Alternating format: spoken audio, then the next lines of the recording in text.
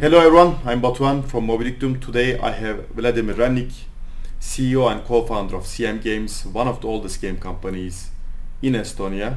We are at the office again. Welcome, Vlad. Good to be here. We'll jump to our first question. You are in the industry for a very long time. You don't look that old, to be honest, but how did you start your career? Yeah, some people say I have a baby face, and I'll take that as a compliment. But I also, admittedly, I've been doing this for quite a long time. I'm also reflecting on the almost quarter of a century I've been involved with games, and it almost scares me because in my mind it's always, a few years back. But in fact, I started working on game content when I was around 12, and that was a long time ago. I was always fascinated by games. I got my first gaming console, which was a knockoff NES system, imported from somewhere when I was 7 or 8, I guess. And then when I was 11 or 12, and that was around 97, I got my first PC, and I immediately started playing all the games. I get my hands on all the games, but also accidentally came across a level editor for one of the first-person shooters I was playing at the time. And that was really exciting. I somehow got my hands on the manual. That was really, really long. I learned editor. I made some maps for the game. Back then I didn't have any way of publishing those, so they just stayed on my hard drive. But eventually I progressed to other games. I got connected to the internet. I joined some online communities, and I spent the next 4 or 5 years making maps for other first-person shooter games like Half-Life, Counter-Strike, Counter-Strike Source. Some of those maps are still played, so even though that was not commercial work, it left some trace. One of my CS 1.6 maps is still in rotation on some servers. I saw some screenshots, discussing it on Twitter a couple of years ago. It got ported to CSGO recently, so it's still alive. And then when it was time to have a real career, get some real education, I thought I'm abandoning games for good, because in my mind, living in a small town in Estonia, it was totally not feasible to progress to professional game development. In my worldview, games were made somewhere in California by guys with totally different pedigree. So I was totally committed to abandoning the kids stuff and doing some adult stuff. But since I went to studying computer science and learn programming, eventually I got almost dragged into a job interview in the company that just happened to work on mobile games. They didn't develop original IPs, they did some porting work, so it was work for hire, but it was still games. And maybe there was some serendipity in there, maybe it was a twist of fate, or maybe it was just random, but I got back into gaming, even though it wasn't like a creative job, you could say, even though I consider all programming to be creative if you approach it with the right mindset. This allowed me to A, go back into the industry, and B, learn another set of skills, like how game engines work, and what became crucial later, how mobile games work, both from the technological standpoint, but also the UI UX design standpoint. What year was that? Around 2008. 2008. Okay. So back then someone was also making games in Estonia. Yes, Like under the outsourced radar work? though. Under the radar though. That company wasn't known to anyone. It was a local subsidiary of an American company, American-Canadian, I think, called Mobile Post Production. Okay. So that one got eventually acquired by EA. The Estonian company, frankly, I don't think it survived. During the later stages of my employment there, we went through a series of layoffs. I think the history ended there. That was during the recession. That was a really harsh economic environment. But before that happened, during my brief stint there, I got to work on games from big name publishers like EA, THQ, Sega, a bunch of others. So worked on some high caliber IP, but because that was this kind of unglamorous porting work, nobody else knew what the company was doing, completely under the radar. Okay, interesting. So I think anyone who is in the industry for like 15 plus years have some modding experience somewhere, like anyone that I talk. I don't know if we didn't have modding, what kind of industry that we would have right now. But you studied the computer science. So what's the first game you actually made? Oh, that's a difficult one because, again, being in the level design / modding scene, it's difficult to say, where I can cross the boundary where you could say it's a complete game. I prototype a bunch of stuff. When it comes to things that I published under my own name, the first app was actually not a game. It was a utility application, which was my first self-published app for Android. And I believe the first complete game that I published on mobile was already under the CM Games flag. And that was, again, I think either late 2008 or 2009, when we already started experimenting with self-publishing.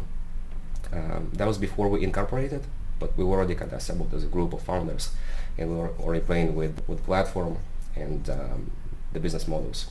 So that game was a really weird one. I was playing around with a 3D engine which I wrote for Android back then, and we had this idea of basically throwing an object or like a stone at a stack of coins, and then the coins you kind of cover with your stone would be yours. And that was like a 2-player game. So it was really fun to work on, like 3D graphics in 2009 on smartphones, particularly Android smartphones, were not quite prominent. There was no ready-made engine we could use, and also the physics were really fun to work on. So I enjoyed it thoroughly as a developer. That game looked amazing and it felt amazing, but the concept didn't really appeal to anyone, and distribution was a bit difficult. It's a kind of a game that kind of everyone in the post-USSR or Eastern European environment knows, because we used to play it as kids. But then it kind of dawned upon us that maybe, considering that 95% of our audience are in the United States, maybe that's not the kind of game that people play over there as kids, right? So it's kind of obvious, but we were so kind of entrenched into this developer game design mindset, we didn't really think about the appeal of the game. And then eventually we had this idea of making a basketball game out of it, because again, we had a similar setup. It's not a street corner anymore. It's a bit larger. It's a bit of a basketball court, like a court in your street playground, and it's not a piece of stone, but it's a ball with different physics, but it's kind of similar, like similar controls, flicking things. And we made a game where you would flick the screen to throw a basketball at the hoop from the 3-point mark, and published that one. And that did much better, because people could understand what the game was all about, so they had some incentive to click on it and download it and give it a try. But that didn't make us rich overnight, not even close. It even paid the bills. But something else happened. Around the same time, ads were introduced on Android. There was just one network called AdMob, and I became intrigued by the idea of making games free and having ads in them. There was some skepticism around, because you earn so little per download that it's not going to be feasible, but we decided to kind of rebrand the game and give it a shot, and that did really well. We kind of hit the sweet spot. There were very few games leaning towards this business model. There was not much competition in the free category. All the games that were of quality, they kind of leaned towards being paid $1, $2, sometimes even more expensive. And we kind of captured this moment where most of the market didn't realize that there were actually a lot of people looking for free stuff, and at those volumes it made a lot of sense. So that game shot into the top 10 in the sports category and started making us just enough money to basically pay the bills, get some food on the table, and carry on. And that was about a year and a half into the history of the company. So you're one of the first innovators who decided to make a free-to-play game. Right now, it's like a norm, which is like, I don't know who makes premium games. Like some of the story-based games are still on the premium, but basically pretty much the majority of the market is free-to-play. Why did you do free-to-play then? Why? Yeah. Out of necessity. We were in an environment where the App Store dominated the news, and it was all about the 0.99 apps and games like early birds. They kind of hit the right buttons in the distribution algorithm, got promoted by the Apple team, and then that allowed them to shoot up the charts instantaneously and make their developers millions almost overnight. So that was the business model on everyone's minds. We applied it to Android and realized that it didn't work. And in retrospect, it's really easy to explain why it didn't work, because people with, disposable income and propensity to pay for games on a whim were buying iPhones at the time, and Android was a totally different audience, not necessarily opposed to the concept of paid stuff, but on average looking for something else. And when the business model which everyone was using didn't work for us, it kind of pushed me to experiment with something else as a side track, and then I started working.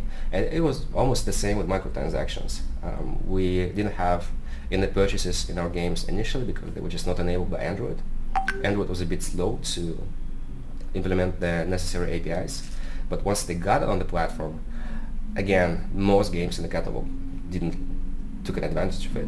And I was really excited about that. And it was a no-brainer for me because it doesn't take anything away from the game if you add it retroactively. It might create some revenue additionally. It's unlikely to cannibalize your ad revenue unless you really kind of screw up your game design. My co-founders were not so enthusiastic about this, but at the end of the day, shortly after the API was introduced, I just walked into the office on the weekend, designed the store, and introduced the products on the back end, kind of tied it all together on a Saturday, quickly tested it on Sunday and pushed it live. And then on Monday we realized that we're making 3 times more money from any purchases. And that stayed consistent throughout the life cycle of that game. And this is year what? 2011. Okay. In 2008, 2009, you were working in the company. So correct. What's your, let me start my game company moment? I got laid off. Okay. I was fantasizing about having my own business since I was in my first year in university, like reading Paul Graham's essays about Y Combinator and the life of a startup founder.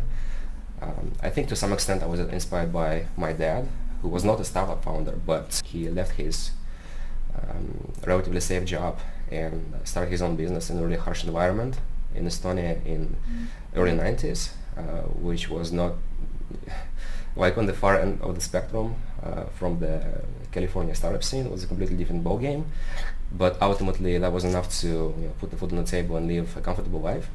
So I was always intrigued by the idea of building something on my own. Even more than that, intrigued by the idea of building products that get into the hands of people. So I create something useful that people find entertainment or utility in, and I have this direct rapport with the audience. So that was really enticing, a strong driver of my motivation. But again, I didn't really expect things to turn out this way. So when I got my opportunity to have a programming job, I grabbed it with both hands. I was still in my second year at the university. I thought I was shit. I didn't think I could be a good developer. I turned out to be a pretty decent programmer somehow. And then I was really happy there, but macroeconomic conditions cut my career as a high developer short. The company shut up shop, I got laid off, and that was basically, again, one of those pivotal moments which I didn't really look forward to, but I was kind of presented with the opportunity to try self-publishing, make my own apps and games. And as a matter of fact, I got invited to a job interview with another company that was kind of picking up the people from this one, and I got a really good offer. I passed the interview. I got something like either 2.5 or 3,000 euro net. Back then? Yes, back then. Very good. So a decade ago in Estonia, I was like 23, 24. That was big money. Yeah. I could live on 700, and I think I actually lived on 700 back then, and that scared me. And I remember this vividly that I thought, if I take this now, it's gonna be really difficult to walk away from this, and I'll be set on a specific track. What am I gonna do with the money? Like, buy a house, buy a nice car, get married, have kids, forget my startup aspirations for the next 10 years or so. And that was, again, in hindsight, that was an interesting thought for a 24-year-old guy at the time, but somehow I was genuinely scared by the prospect of living a comfortable life and kind of being pushed into this comfortable life for a long time. So I decided if I take a year off, I'm not gonna go off the labor market. I'm still gonna be capable as a developer. I'll be able to prove my worth. If that doesn't succeed, I'm gonna, maybe I don't get an offer just like this, but I get to take a shot at making my own thing. A lot of people would choose the salary, back then for that money. The company called Creative Mobile back then.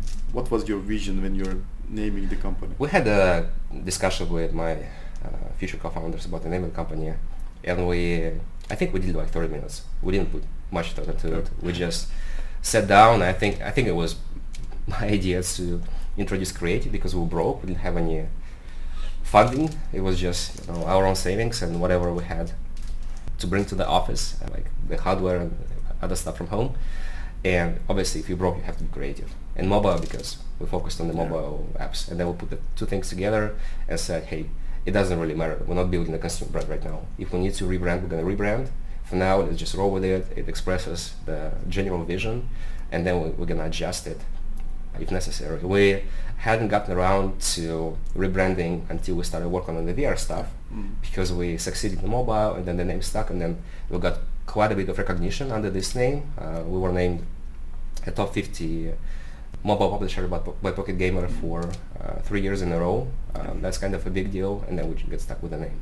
So a takeaway is, even if you're not planning, to become a consumer brand, if you're not expecting overnight success, maybe it's still a good idea to put more than 30 minutes into your branding. Well, it's still catchy, because I don't remember any game company even close to that name. Maybe there are now. Yeah, also because it does make a lot of sense. Creative mobile sounds a bit wrong, and it reminds me of this debate when Apple were coming up with a "Think Different" slogan, because the more intuitive form of it would be "Think differently." But it's also grammatically correct to say "think different," as in think big, right? So it makes sense, but it's counterintuitive. And there was an internal debate at Apple where they should do think differently because it sounds more elegant, or think different because it kind of there's something in your brain that makes you take a moment to process it and be like, is it wrong? No, it's not wrong, and that's where it kind of sticks. And of course, we didn't think about that, but I think that was one of the reasons why Creative Mobile stuck in people's mind, because it sounds a bit wrong, but at the same time, not completely wrong. Yeah. You mentioned the basketball game after doing the free-to-play and adding the ad mob made money, but is it your first success, or you have like another game that you call a success? It's the first game that started making any money for the company. That was enough to basically keep going, and by that I mean maybe 5,000 euro per month, just enough to, like I said, get some food on the table, pay the office rent. But the big success came after. There was this, again, twist of fate, pivotal moment, when Google decided to introduce more categories to the catalog, and they created a new standalone category for racing games. And I was a big car guy. I love racing games. I love the Fast and Furious movies.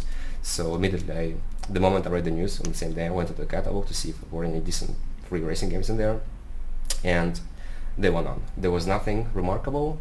So we sat down and decided we're going to make a racing game. It's going to be free, and that's supported. Really easy to understand, designed for the touch screen. So basically putting all the learnings together. And by then, I don't think anyone in the world really knew Android better than us, because I spent almost 2 years by then, if we include my last project at the previous company, working with Android software and hardware. So I knew the operating system inside and out. I knew all the devices inside and out. I had all the phones I could get my hands on. Anything that could ship to Estonia or could be brought to Estonia via any means, I had it on my desk. I knew the catalog, the distribution, the algorithms, basically everything there was to know about Android. I studied it thoroughly. And we basically threw together it's gonna be lightweight and a quick download, so maybe 10 megabytes, something like this. So no 3D models. These are gonna be a hell to produce. They're gonna be They're gonna take more disk size, slower download. People will be reluctant to try the game.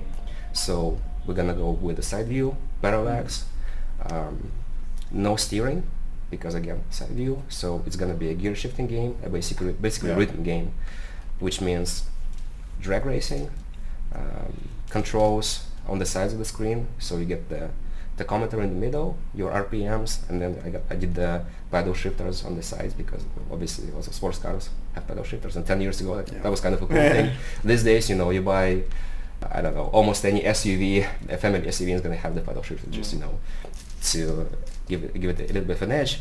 But 10 years ago that was kind of a cool sports car related thing. And then the gear shifter on the right, the nitros button on the left, because not all the Android phones had multi-touch back then. So we designed the gameplay in a way that you could play it with single touch displays as well, and kind of arrange everything around the center of the action, the cars, because some screens were really small, like 3.5 inches, so we didn't want the fingers to obstruct the gameplay. So basically all the game design decisions were dictated by the constraints of the hardware or the distribution. And that's how it came together. And then obviously wanted people to stay in the game for longer, so we designed the metagame around car upgrades and moving up the tiers. So you had this formula that later became classic: learn fast, easy to learn, hard to master. It was really easy to pick up, just one action, shift gears, and then you earn some money, you do some upgrades, then you come back, do more upgrades, buy more cars. And that game did really well. We knew we were onto something. We felt that this game was better than our previous games, but we didn't expect it to immediately go right to the top of the racing category and stay there for 16 or 18 months uninterrupted as the most downloaded racing game on Android. In so many cases, it sounds like you're the early mover, like free-to-play Android ads, new category and a new racing game. Is it something about the mindset, how you think about things? I think it definitely is. There's evidence that's kind of hard to deny, and in many ways we kind of replicated this with VR as well, because we started working with VR in 2014, and then the game that was ultimately our debut VR title, I think work on that began as early as 2017, to some prototyping, even though that was not my baby, but that was enabled by the company. So there are some patterns there, definitely. But I'm not the kind of boom time hype cycle founder either. One way to look at founder personalities, boom founders and gloom founders, like people who excel when something is riding the hype wave, and people who excel during the times when the market is mostly dominated by fear, like recessions, when there's less investment poured in, there's less media attention, it's really difficult to raise money, but you have more to actually iterate and build something valuable for the long run. And when most people look at the history of CM, those early years, it's easy to label us like a boom time startup, because hey, mobile phones, smartphones, Apple, App Store, Android, rapid explosion of the market. Suddenly smartphones are in the hands of millions, tens of millions, hundreds of millions, and billions of people. That was a big hype wave. But we actually started working on this stuff during really hard times. 2008, 2009, recession, lots of negative sentiment on the market. iPhone was kind of a big deal, but not in Estonia. I don't think many people carry around iPhones in Estonia in 2009. Android was under the radar for a long time. And even when we launched our racing game and we started getting some crazy numbers, we got maybe 30 million downloads in the first year and then 50 million downloads in the second year. These are big numbers, and that was without UA. There was no way to acquire users through performance marketing back then, so it was just organics. These were crazy numbers, so making really good money. A lot of the media just disregarded this because only the Apple Store and the Apple ecosystem existed in their minds. So, in fact, these were recession times when not too many people were starting new companies, not too many people were building something for Android, which was a really small market initially. And that gave us enough time to learn the ins and outs of the platform, really understand how it's working, and that ultimately became our competitive advantage. Because when big publishers started moving into mobile, remember the first few years after everyone kind of figured out that free-to-play is something interesting, that mobile is becoming big, and then all the big guys are going into mobile, and most of them are failing spectacularly because they just don't understand. And you couldn't even acquire or hire that knowledge in the initial years because there were just not too many people who know the mechanics of the market, the hardware, the software, the platform capabilities, the distribution mechanics. And basically we built our mode by learning all the tricks over the first 1.5, 2 years. And that's how we gained a lot of momentum. And then for a brief period of time we're just unstoppable because we just got it. Then as the hype cycle accelerated and there was the initial period of uncertainty, but ultimately everyone kind of figured out how mobile works, then we began kind of losing our momentum because that became a different game where now you really had to hustle. Now you had to raise money, now you had to scale more aggressively, perhaps get acquired or consolidate or acquire other studios and play a different game in this rapidly exploding market when there's a lot of capital flowing in. And that ultimately led to the decline of our mobile business, which took a long time, but the warning signs were there. But that ultimately opened the opportunity with VR, where it's not the same dynamics as with mobile. It's not exploding at such a rapid pace, but we're also really early in the life cycle, and it's still a good business for us. Yeah, well, you always chose the hardest path. Basically, you didn't do the App Store directly, or like you didn't follow the path of the success. And when you start making the game on VR game on 2014, maybe you felt like the market is similar to mobile when you're doing the first mobile game. Well, just to comment on the hardest path, it will always look like the easiest path to me because again, deciding to go Android, we could do App Store, but first more competition. Yeah, at first I thought, hey, first I'm not that good. We're not that good. We're not an established gaming company. We're just a bunch of guys who did some mobile game ports. How are we gonna compete with guys on the App Store who already have like traction and they have some excellent games out there? Second, I don't have a Mac. I never developed for iPhones. It's another programming language I'm gonna learn, but hey, here I already know all the tricks. So I have some. That's some reason why I might be able to build great games. I'm not starting from scratch. Also, distribution on Apple costs $99 per year. On Android, $25.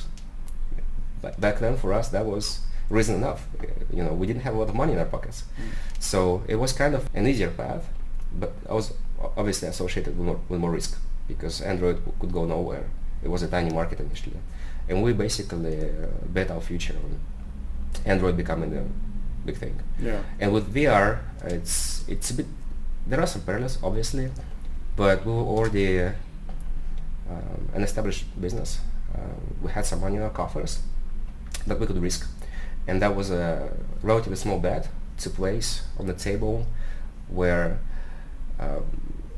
VR never really looked as appealing to me as Android back in the day, but it was also a relatively small investment. And it looked like a really cool technology, which might take a really long time to mature. Like with Android, it was immediately obvious to me that it's basically the same thing. It's just the packaging that's different. Like iPhone, there was a long story behind iPhone, right? There were so many iterations. Touchscreen, multi-touchscreen was initially developed for the iPad. iPad came way later. There was like all with the best minds of probably the best design company in the world put a lot of thought into making this appealing to the consumer. The first Android phone was really awkward, really clumsy. The G1, aka what it was called, HTC Dream or T-Mobile G1, with the slide-out keyboard, like clumsy plastic. It didn't look appealing to the mass market. But the operating system, like all the fundamentals of the UI, it was the same. So I immediately understood that it's just the packaging, and they're gonna get this right eventually. And it comes at a cheaper price point, and it's an open ecosystem, so it might be on an even quicker trajectory eventually. With VR, I didn't get the same impression because there's nothing to compare to. It's a completely different set of capabilities and a different context of use. So there's nothing to use as a baseline really. But precisely because it's so different, it was intriguing and it still is intriguing. It's just that time frame is a bit longer here, and there's a lot more uncertainty about the mainstream adoption moment of it. Okay. Going back for the company's success for a second. So you're actually a multinational company. You had employees in the different locations. How big the team got?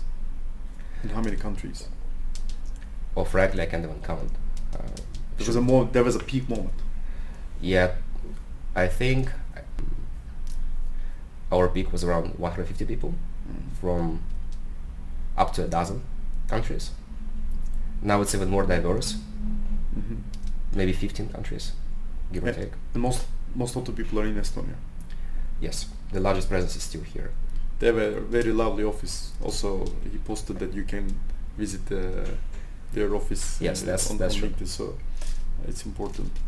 Okay, jumping to VR now. So, your famous game, Into the Radius. How did the idea came out? What's going on with that game? One of the technical artists in the company was playing around with, I guess, Oculus DK1, or maybe one of the early Rifts, I'm not sure, one of the early VR headsets that he acquired for his own interest, although we had one in the office, but I think he got his own thing, and he was also intrigued by Unreal Engine 4, and kind of blended those two things together. He prototyped a game that ultimately became Into the Radius. It had a different name, a slightly different concept, and at some point he felt it could be something, and brought it for an internal green light within CM. And that was not a straightforward decision, because at the time I was trying to kind of solidify the company strategy, kind of chart a clear path forward, and we were focused on very specific type of games, casual mobile games built with Unity. So for me that was a period of time when I was working hard to kind of rebuild the company and give it a clear vector, both in terms of technology we were using, the business model we were using, the genres we were aiming for. And then this guy walks in with a hardcore survival VR game for PC built on Unreal Engine. So it was a completely departure from the strategy. And the right thing would be to dismiss it, because hey, I'm trying to give some clarity to the team and this is something else. But on the other hand, it was a passion project. There was a guy who knew what he was doing. It was totally obvious that if I didn't give him the green light, he would continue working on it during his free time. He could quit the company to keep working on it because he was really enthusiastic. And this reminded me of how I developed the Android apps, when I didn't care one bit about what people said. We got mocked throughout the first 2 years. Like the media in Estonia, anyone I knew, people would just downright mock us who working on smartphone games that were free. They were like, oh, this is like the most serious thing you can do. There's no money in there. It's just not, people just laughed at us. But that didn't bother me because I knew this was the real deal. And I didn't care, if I succeeded at this or not. I just had to work on it because I could not work on it. And there was similar energy. And at the end of the day, I decided that this kind of passion and ownership is more important than strategy. Strategies change. People with passion, they almost always succeed if they're given enough runway, because then if strategy is wrong, it takes some crisis to understand it, and it takes some people in the management to correct it. A guy working on a passion project will sense that it's not, the right thing far earlier and correct course a million times, and then ultimately build something that's valuable. But you didn't make a calculated decision. It was your personal experience and maybe a hunch? Maybe a hunch to some extent, but also it wasn't an expensive project. We could afford it. I think until I'm not sure if it's the launch version or the early access version of Into the Radius. I might be wrong here, but the initial launch cost us less than €500,000 in development expenses, and probably marketing as well. I think it was the entire thing, and that's still, if we were a startup, that'd be significant money. But for a company doing 10 million in revenue at the time, we could afford to bet $500,000 on a new platform with a game that looked really promising, and also was not a corporate top-down decision, hey, we need to enter the VR market, but was owned by a small group of people who really believed in it. Yeah. When was the first game released? So the full, I think early access was at some point in 2019. I'm not sure which month though. Yeah. My memory fails me here. But proper launch on Steam was in July 2020. Okay. A bad time to launch a VR game on Steam, admittedly. So when is the time that you decide to rebrand the company name and then the vision? 21, I believe. Yeah. After that VR game got successful. The launch was a nightmare. We were not well received. That was right after half of Alex entered the market, and there was this window of excitement when people thought, hey, okay, VR is here, now all the new games are going to look like this. But obviously the economical foundations for building games like half of Alex were not there.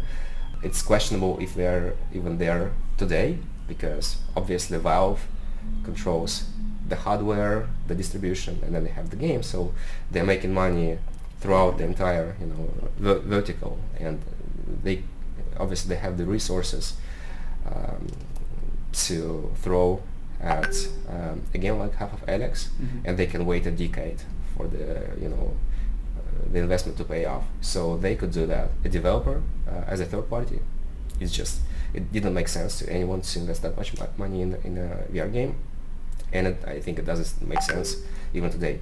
So, but obviously the gamers didn't care. So everybody was expecting the same level of fidelity, the same amount of content, and then we come out with a game that's made by basically 3, 4, 5 guys that has a lot of jank in it. That's basically proof of concept. So we got really miserable reviewer scores, maybe 60% positive on Steam, which is not great, and the sales were not amazing. We made like 20,000 euro in the launch month, which is laughable. So the market was still small, the game kind of missed the market, and then the expectations were set really high by Alex, which released I think in May that year. So that was really difficult. But then even though almost anyone I spoke to had PC and specifically Steam publishing experience, said, hey, if your launch is botched, kill the game. You're not gonna fix it. Just rebuild it, launch it as a new game. But we didn't go down this path because first we were really indoctrinated by experience working on live games on mobile, where your launch might not go to plan, but ultimately there's enough people out there, you can kind of fix the game, you can eventually ramp it up, it's going to be alright. And we kind of carried this mentality into our Steam launch, and the team almost immediately understood where they dropped the ball in terms of presentation, controls, marketing, everything. So within a few months they did a bunch of updates and the review score started changing. We gained some momentum, we started climbing up the ranks, and by the end of that year the game was making pretty good money. It wasn't significant on the company-wide scale. We were still working on new mobile games, we were making good money with legacy mobile games, but it was already visible on the P&L. And then towards the end of the year we felt the temperature changing, there was something going on. We saw sales accelerate for almost everyone in the market, ourselves included, and we connected this to the growing share of Quest 2 devices, because Quest 2 came to the market and it started selling really well. So we thought, okay, so this is a standalone device, but people are obviously connecting it to the PC, and that's how we get more and more of those guys. If that's how it's pushing the PC VR market up, there must be really big opportunity with standalone devices, because obviously not everyone has a game PC. And we made this guesstimate or calculated bet that in the second half or towards the end of next year, 2021, there might be around 20 million VR devices on the market, mostly standalone devices like the Quest 2. And that pushed us to work on the standalone port of Into the Radius. That was a big investment. A game was initially designed by a technical artist working with Engine 4 for the PC, and Quest 2 is basically a smartphone derived system on a chip. Totally different set of capabilities. It was a big ask. We had to rebuild the entire game to make this work. We had to work with an external porting partner who would bring some of their own development expertise and capabilities. It was a big investment. But ultimately we were very accurate with our guesstimate. There were around 20 million devices on the market by the time we launched the Quest version of Into the Radius 1. And we earned back the money we spent on port within the first 3.5 weeks, I think. Something you said is very interesting. Like the PC guys told you, if the launch is not good, kill the game. But because you have the live ops mentality from the experience from the mobile games, you said, okay, we can still tweak it, updates, and then there's still a market that we didn't tap into. That's interesting. Yeah, and in fact, it all happened before I could even think what we're gonna do with the game, because I was still looking at the numbers and kind of considering and talking to people, asking for opinions, but the guys already did 15 updates in the time frame. And over the 4-year life cycle of Into the Radius, they did more updates, I think almost twice more updates than the latest Battlefield game had in the same time frame. And that speaks volumes, because Battlefield was obviously a heavily live ops focused game, and Into the Radius is a single player experience where you don't really have to do that much, but there was so much momentum. Like, we don't care if this is premium game sold for $30. It's like iterate, fix quality of life, add more content, look what people are saying in Discord in the comments, discard the things we're not doing because they're too expensive or contradictory to the vision of the game, pick up everything else, package, ship, test, ship. So I was still thinking about the future, but they were already kind of steering the ship in the right direction, because they were working based on customer feedback and just improving the game. And then it was really difficult to stop this process, because there were already positive indicators. The review score was climbing. The sales were still miserably low, but they were kind of picking up. And I said, let's... And there were some voices in the company that were opposed to the project since day one, even within the founding team. Then the voices reiterated that we should kill it when it was not performing. So there was quite a bit of resistance internally. I think most people were in favor of killing the game. But they had some momentum. And it's really difficult to stop something when it has positive momentum. So I decided to deliberate on this for a little longer. And then ultimately we reached 94% review score on Steam, even though we started with 60%. And it's really difficult to change the average. Yeah. We fell just short of reaching 95, which gives you overwhelming positive, but it's 94% average lifetime, and that's a really high score. So they gained so much momentum, and this team, they kind of developed the culture of really listening to the players and really understanding what people are asking for, but at the same time having their own vision. Like, no, we're not going to do this. We're not going to do an extraction shooter type of game or a battle royale type of game, even though people are always asking for the latest there was a hype to be implemented. We're not going to do like a revolver, because everybody's asking for a revolver, but from the gameplay standpoint, it's just another handgun that shoots, maybe a powerful cartridge, but it occupies a specific place in the gameplay. That's not big. We cannot really replicate this and make it, a late game weapon or something like this. But from the development standpoint, in VR, it's not the same thing as in the flight games, because you have so many interactions. Like, you need to be able to take the cartridges out one by one and insert them. You have to be able to spin the drum. So it's a lot of work with all the hand poses. So on the balance, no matter how many times people ask for a revolver, the guys in the core team know that it's not gonna pay off. It's going to be a major investment. At the same time, we had two guys really into music on the team, one developer, one sound designer, and they prototyped the guitar that you could play in VR. And not just some predefined songs like in The Last of Us, for example, but actually anything you like with the 8 chords that they added. And they threw it together really quickly, and then we knew that this is going to pay off because it's a small investment. It's kind of an interesting task, but it's nowhere near, the complexity of having a revolver in the game, or maybe close to it. But this is something every YouTuber is going to try. So everybody is going to pick it up, even though if people can't really play it, they're going to make content about this. And the investment in adding the guitar, which has no gameplay purpose, but it's so cool, and it's going to be on streams, people are going to watch it. We got a spike in sales that covered the development cost in 2 days, the first weekend after the update went live. But we ultimately added the revolver, but as one of the farewell updates to the game when all the big items were done, and that was like a send-off gift to the players. But for 3 years, the team resisted.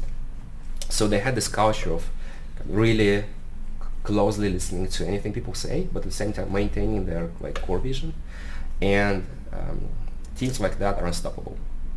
So I gave them some time, even though I had my own concerns about it. I was conflicted, but ultimately I deliberated long enough for them to prove they were on the right track. And then Quest 2 came around, and we saw that, hey, okay, now it's getting serious.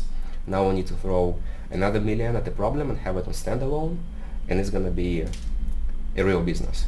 And then obviously when the game released on Quest, in addition to Steam, it quickly became the best product in the portfolio in terms of profitability, because on the mobile side we had this huge UA cost that was eating into our profit margins. Here we didn't spend much on marketing. It was mostly just making a really good product and getting it into the hands of the players, the YouTube guys, the Twitch guys. So that became important for profitability, and then ultimately it became the biggest product by revenue. So you gave enough freedom to the team, trust, resources, but you also kept your own concerns to yourself until some point, so they would deliver. Yeah, of course. I would lie if I said I had 100% conviction. I don't think it's a good thing, because if you're 100% certain about something, then you're probably past a good decision point. When all the information is available, you're probably slow. That's true. The time phrase that you mentioned is the 2021, so during Corona times. One side question, there was a lot of hype around Metaverse, and you were doing VR. Did you think any, some another boom or hype or around, you already calculated the standalone items like 20 million devices and so on, but the Metaverse, the concept, what do you think about it? I never connected NFTs or blockchain and VR, and I was really annoyed by people doing this, because I was in the VR space at the time, and I was like, well, yeah, you can connect those if you like, but these are not a bread and butter kind of combinations. You can mix and match a lot of things, and it makes sense if you try to inject some sense into them, but this is not a natural match. And with whatever goes into the definition of Metaverse, and it's also something you can kind of play around with, you can put different concepts in there. It's kind of like internet in late 90s when I got my first internet connection through a dial-up modem, and a lot of people speculating about what the future of internet holds, and there were a lot of words being floated, like if you create this word cloud, there was a lot of things thrown into the mix, but not all of them ultimately became Web 2.0, and then the post-dot-com bubble internet with YouTube and Flickr and other MySpace, and then ultimately Facebook, Twitter, all the foundational pillars of the internet or the web, mostly consumed by my generation. So I think it's the same thing. You can put a lot of words on the blackboard, and some of them will be in the final thing, but most of them will be discarded. So retrospectively, you could say, hey, obviously, we knew those concepts are going to be important, but there's also a lot of concepts that are not going to work there. And you don't know in which combination how they're going to support each other. And also looking from another perspective, if you think about anything as a sort of flywheel where different components add momentum to the big thing. If you look at the mobile, for example, there's a lot of things that added momentum. The catalogs, ad monetization, microtransactions. There's a bunch of things that kind of play into each other and accelerate. Hardware, so software creates value for the hardware. Ad monetization creates value for the publishers, but also for developers, but also for the consumers because they can get cheaper apps, basically paying with a fraction of their screen or a fraction of their time instead of giving money to the platform and the developers. So it creates this flywheel effect where everything kind of feeds into each other. With VR and Web3, what's the connection there? How does strapping something on your head really boost the value of blockchain, cryptocurrencies, NFTs, and all that concepts? I never really understood this. So I was really annoyed by people throwing those into the mix, like, hey, we have this new tech, and they're both in the hype cycle, so they should be part of the future. Maybe they are, but for us, like really understanding what VR is, it just didn't make any sense for us. That said, we, in a separate branch of bets placed on the table, we actually engaged in Web3 development for a new mobile game. The next racing game we're developing with Mythical Games, but that wasn't part of the VR strategy, and that was never part of the Metaverse strategy for... If I had to go out there and raise money, if we were a new startup, I would probably play off this and I would say, hey, we're working on VR stuff, working on blockchain stuff. It's going to be amazing combined, but these are actually different businesses. And with the racing game, the rationale was we have an existing flagship racing game on the market. It's aging. We don't think it makes economic sense for us to work on a sequel on our own. We need someone to help us do it. And we need some value add there because we have some really fierce competition in the category. These guys are doing really well. CSR Racing 2 and the upcoming 3, owned by Zynga, big guys, deep coffers. They have their own mode. So if we throw a few $1 million at a sequel, we're unlikely to outcompete them, and we don't have neither the capability nor necessity to throw $20 million at the problem. So that didn't make a lot of sense to us, but then Mythical Games came around and it kind of stopped aligning because they had some resources to augment ours, and then the blockchain component was like a nice on top to add some value to the game that was already working, and that's how this came around. Yeah, strategic partnership to, But it's in no way connected to the VR stuff. These are completely different teams with different mindsets, different time frames as well, and different business objectives. Yeah. So the second game is on early access right now, going well. Yes. We'll put the links on the YouTube. What comes for CM Games future in terms of VR games? Continue the sequel, something else? Yes, the sequel is in early access. It's been 2 weeks. We've done really well so far, both in terms of reception and sales. This early access is literally early access. It's not one of those instances where you have a nearly complete game, you enable early access so that the players cut you some slack. It doesn't really work this way anymore. We're kind of accustomed to publishers doing this trick, so they can recognize if this is genuinely early access done by a company that has a track record of improving their early access games dramatically like us, or if it's just a marketing trick to kind of boost your review scores by pretending it's not a finished game, and then you're just never gonna finish it or never bring out all the big features and just treat it as a full release. So in our case, we're halfway through the development cycle. We're halfway through the budget. It's a halfway point, so it's really, really early. But it's performing really well already. We peaked at number 1 in the US by overall Steam revenue on launch day, overtaking all the big guys like Dota, Counter-Strike, and all the heavyweights. Obviously, we didn't stay there for long. I think the last few hours, and then Call of Duty decided to release a new season, and Call of Duty overtook us by revenue, and they were like, well, we were a bit upset. Obviously, it was late in the night. I was in the team chat. We were all looking at the rankings, and like, oh, that sucks. But we can let Call of Duty have it. Still doing strong. I think we're number 1 or 2 in VR by revenue, so it's performing really well.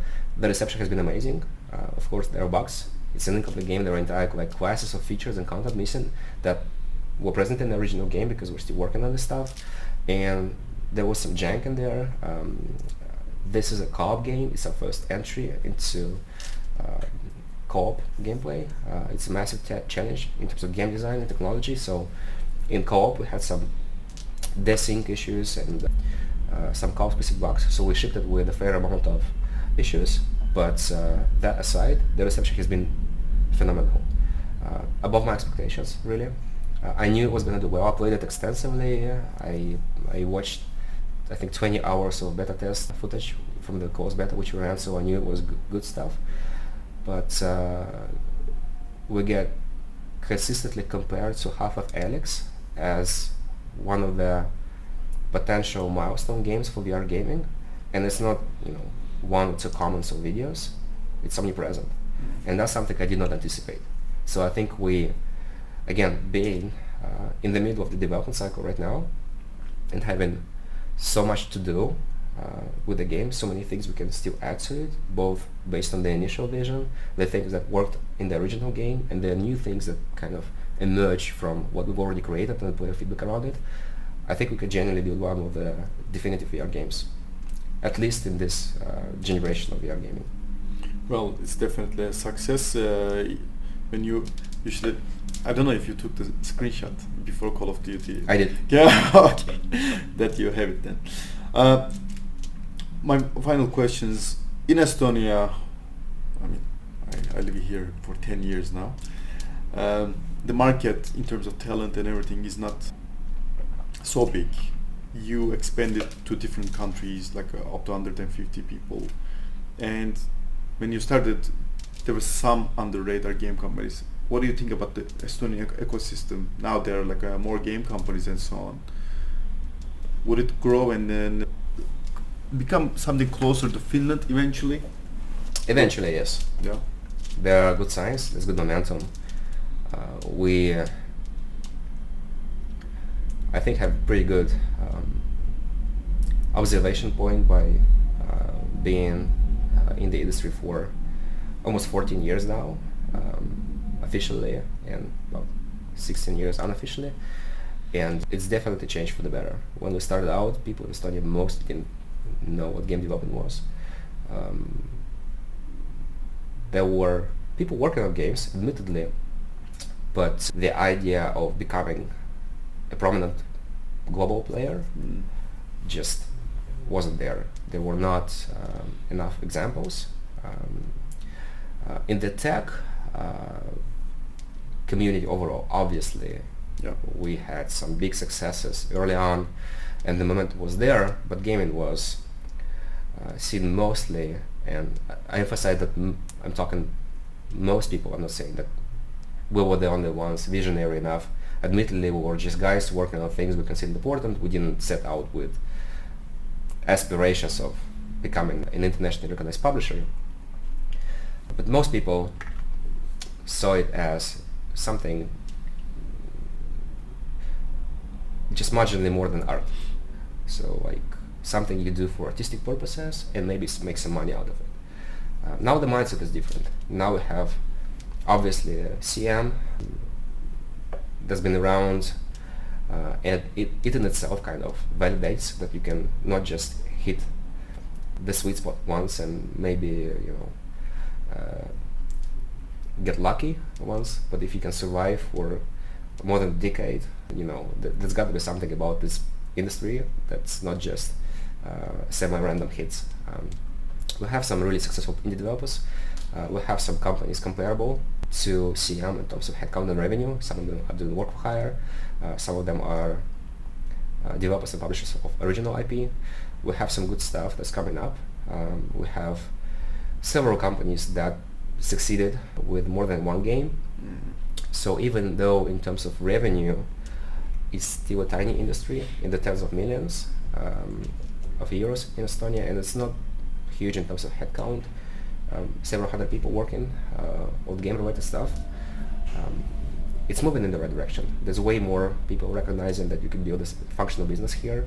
There's way more people recognizing that this is a valid career path, not just something you take on as an artistic endeavor or a side gig.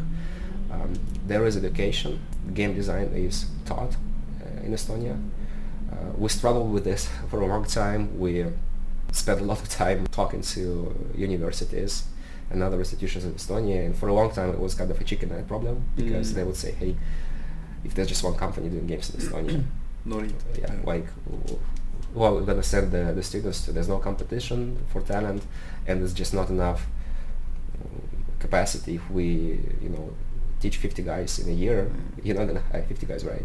So there had to be some kind of critical mass and some internal competition and just the volume for this to become operative. But now it's mostly there, so I think the flywheel is in motion. Eventually we'll have more hits and more sustainable businesses. I think we're on a good track. Okay. And the final question, anyone who would enter the games industry with a VR game right now, what would be your advice? Well, check if you are a VR player yourself. Do you have the device? Do you enjoy it? Do you understand why it's important? If you do not, maybe wait another couple of years and see if that catches on with you or do something else. If you really like the medium, if you're excited by what it does, if you're enjoying VR games, then focus on a category that's not served well in VR, like in our case, survival games, stalker-like post-apocalyptic games. We're not really there. We went really hardcore with the controls and the interactions. We're one of the early games that had really complex mechanics, where if you want to shoot your gun, you don't just make a motion with the controller and it magically appears. You have to actually remember where it is. Is it in your backpack, in your shoulder, holster on your hip? Take it out, make sure it's off safety, make sure you pull the slide back if it's a handgun, make sure it's loaded, make sure you put the bullets in the magazine before loading it into the gun itself. So we went for the really hardcore, detailed, really immersive type of gameplay. And now this niche is largely occupied, but there are other categories where you could do something really exciting with what VR enables. I would suggest looking at what's changed recently, and it's always with tech, it's always the same. Tech always changes. It always affects what you can do with the devices and with the software. Like, look at what's different compared to 5 years ago. It's highly likely that most of the games on the market now are built based on the paradigms of 5 years ago, because it takes time to release a game. So a lot of key players are kind of entrenched in what was true 5 years ago. What's new? How has the hardware evolved? Has the software evolved? How has the mentality of the consumer evolved? Is there anything new I can do with this stuff? Maybe, Apple Vision Pro is obviously important. It's not a big market because of the low number of devices shipped, comparatively low. In terms of revenue, it's quite substantial by VR gaming standards or VR hardware standards. It's going to be a huge influence. Maybe I don't need the controllers anymore. Maybe I can make games that are just as immersive and comfortable to play without the controllers. What kind of gameplay does it enable? So look for the recent changes. Pick out a niche that's not served, where you can realistically become one of the top players. Number one, number two, and just dig down.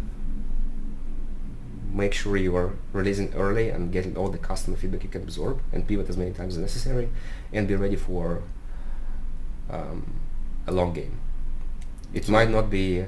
My mantra is 2027. I've been saying this for the last 2 years. 2027 is probably a year when things get really serious. But we'll see. Maybe it takes another 5 years. Maybe it takes 7 years. Maybe it takes 3 more iterations of Apple Vision to break through to the mainstream market and convince hundreds of millions of people to go for this hardware.